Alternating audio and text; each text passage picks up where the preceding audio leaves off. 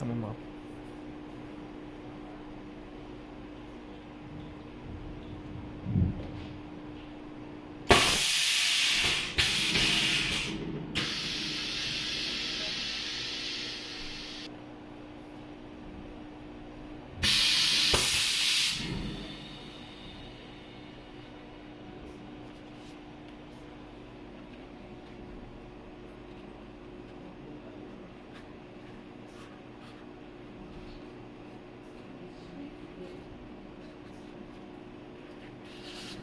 Fazlasıyla ampireyi yapmış.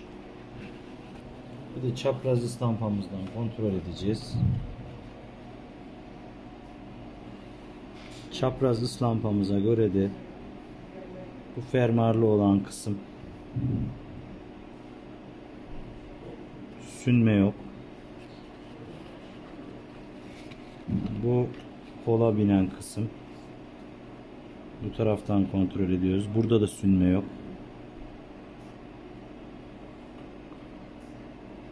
Şu anda gördüğünüz gibi bir sıkıntı yok. Bir de bunun ayakkabısını yapacağız. Kontrol edeceğiz. İnceliklerine ve hassasiyetlerine göre ıslampamızı çıkarttığımız zaman sorun olmayacak. Ampere almasında herhangi bir sıkıntı yok.